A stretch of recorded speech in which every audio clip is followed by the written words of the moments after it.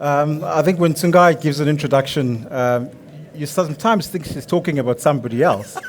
Thank you so much, Tsungai, for that wonderful introduction. Look, today, we're obviously honored to be on this stage to talk to everybody about, some of the misconceptions around financial planning. So, when you hear about financial planning, maybe just by a show of hands, before today, because I know today we've got financial planners out there, before today, how many in the crowd had made use or have made use of a financial planner before? Okay, that's brilliant. And how many of you have spoken to your financial planner in the last 12 months? Brilliant. But I still see a few hands that are down. And who wants to offer a reason? Why haven't you spoken to a financial planner at all? So those who had your hands down? Kim? Time? Okay. Any other reason? Didn't know that they exist. Didn't know that they exist. That's a good one. Sorry? Didn't feel as prioritized. Okay. Okay, so she's saying she didn't feel prioritized by the advisor as the client.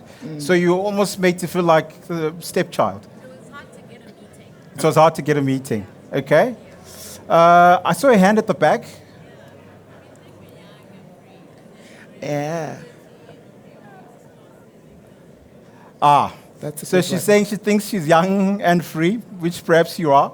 And so there's no need yet to talk to an advisor. I see another hand.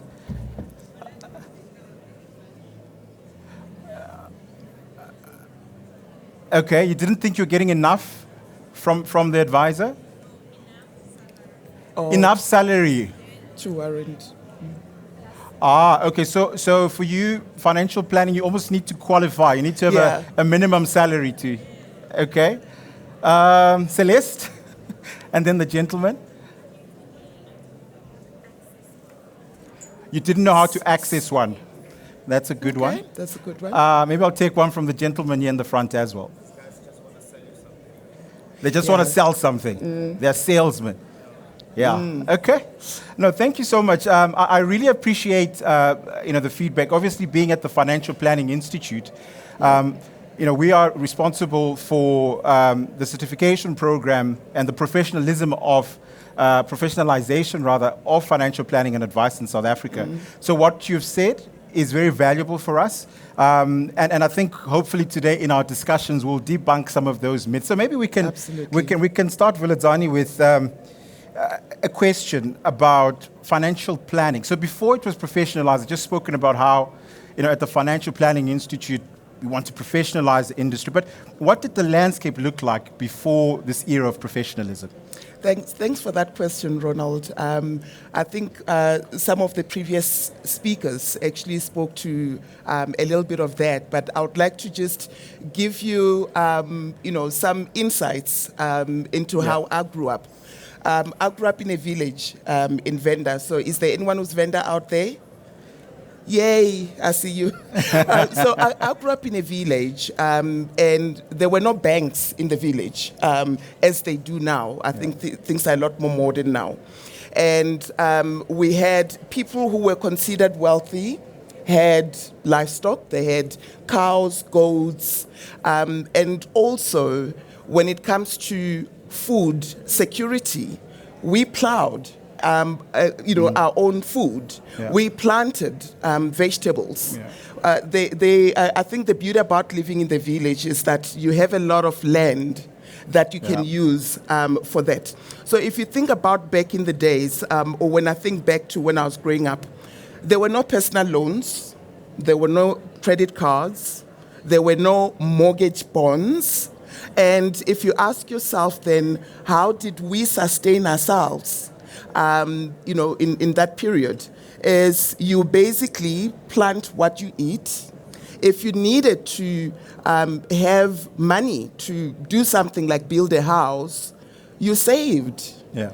We learned that you can actually prepay for the material before you start building. So you will pay the shop where they sell material, maybe over a space of 2 years. Wow. And afterwards, when you've saved enough, Then you get the materials and start building. But other than that, we made our own bricks. I did it. I was still too young.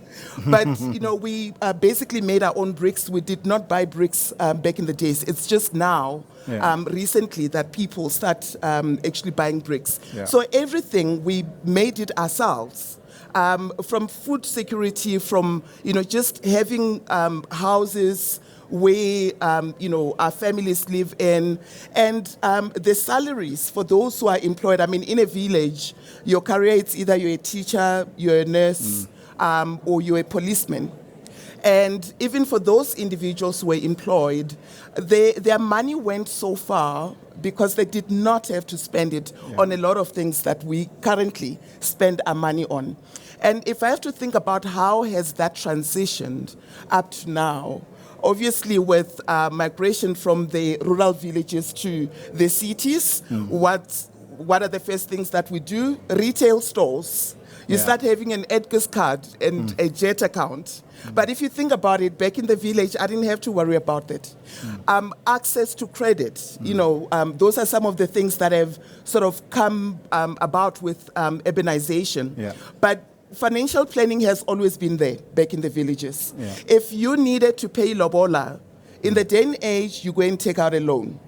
But back in the days, your family had livestock as an investment that was passed on from generation to generation.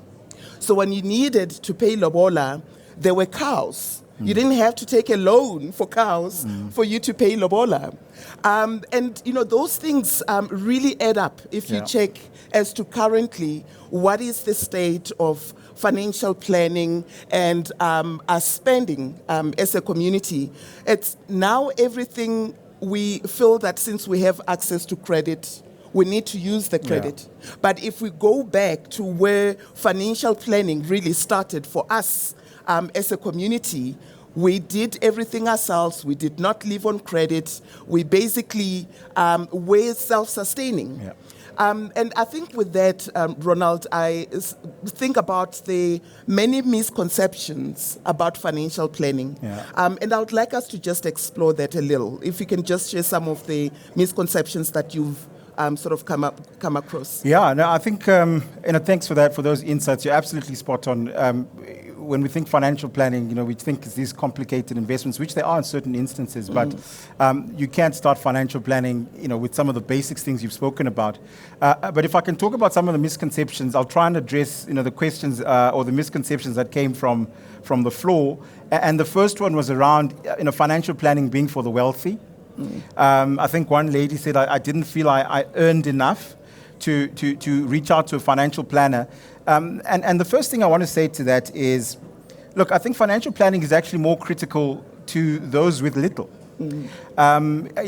Because the stakes are a lot higher, for us who don't earn as much and who don't own as much wealth. So, just to put it out there, financial planners do not have a minimum sort of spend or salary that you must earn. As long as you've got a need, and we'll talk about some of those life events that generate the need for financial planning services. You can access them. Today is a case in point. We've got financial planners out there who are talking to people pro bono. And at the Financial Planning Institute, if you visit our website at FPI My Money 123, you can access financial planners. And we've got a lot of our members who take up their own time pro bono to speak to groups of people on all things financial planning. We've even visited schools and institutions, for example, companies where you've got a group of people who just want that basic financial planning advice. So you can access a financial planner. I also want to touch on something Kirsty did say, because when we say financial planners are available, and I'm talking about pro bono, it doesn't mean that financial planners will generally be free, and I want to admit that. And like our chair of the board said, Kirsty, earlier, those of you who are here, to be a financial planner, you need to be at an NQ of 8. And she's spoken about a profession which also is at an NQ of 8, which is the medical profession. And if you want to visit a doctor, there is an expectation that you will pay a fee.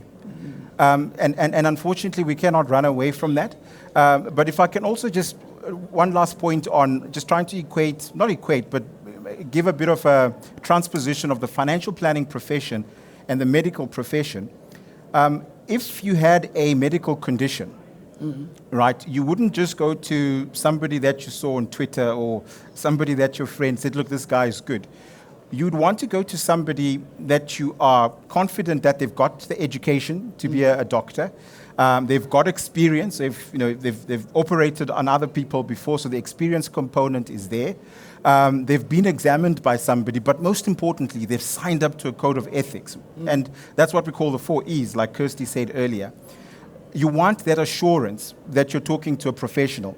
And with that assurance that you're talking to a professional also comes the need to compensate that professional for what they do. So financial planning is definitely not for the wealthy. It is available, and I know I'm doing a bit of marketing and advertising, but please visit FPI My Money 123 and go to find a planner and look for a financial planner in your area. And I can assure you that if they're on our website, they are professional members of ours. They've signed up to a code of ethics, and you will get the financial advice that you need. But Vuledzani, maybe if I can bounce this back to you. Look, there was another misconception that was raised here about financial planning perhaps being just about selling products. I think someone said financial planners just sell products, they sell investments. All they want is to shove insurance down my throat. Is that what financial planning is about? Absolutely not. The previous speaker demonstrated that really, really well. There's a word I learned today. Instead of saying budgeting, I've learned to call it spending plan. If you think about it, spending plan implies that you have money that you're spending. Yeah. Whereas with budgeting, immediately when someone says budgeting, you think, oh, but I don't have money. What do I need to budget for? So let's talk about what does a financial planner do. I'm going to use myself as an example. I'm a single mother of an 18-year-old, but before she was an 18-year-old, she was a young baby. Now, as a single parent of a 7-year-old, what are the things that kept me awake at night? Will I be able to afford for my child to go to a good school? Because I do want her to speak English with a twang. Wink, wink. Okay. Secondly, will I be able to afford for my child to go to university? I wanted to have the opportunity. NEFSAS, unfortunately, cannot afford education for all of us and all our kids. What if something happened to me and I was disabled?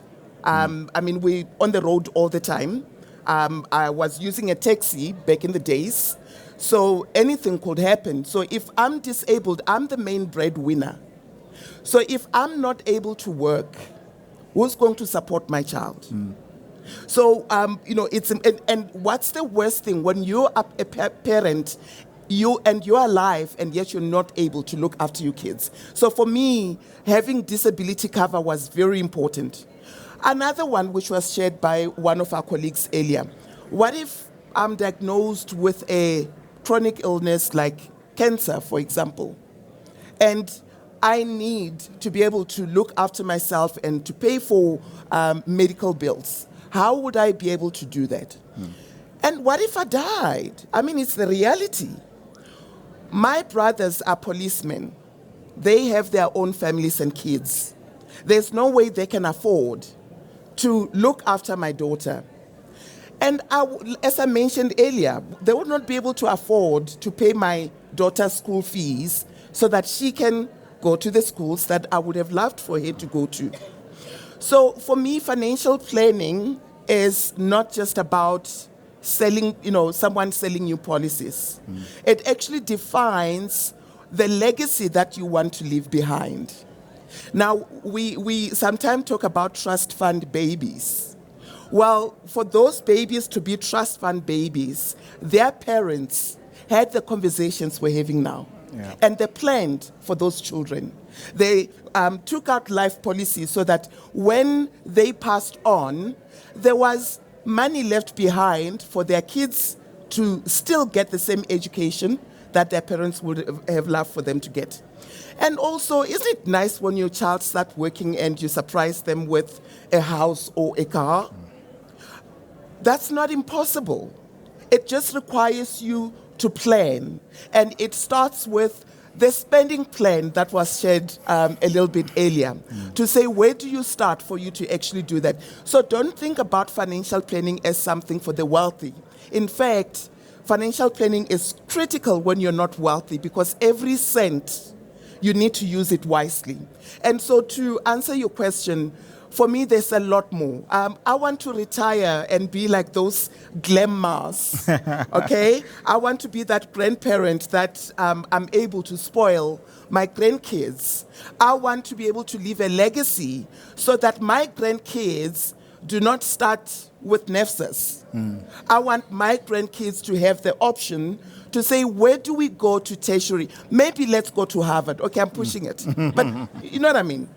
And therefore, I see financial planning as a way to empower me and the future generation that will come after me, which are my grandkids and my great-grandkids, and, just empowering the rest of the community as well.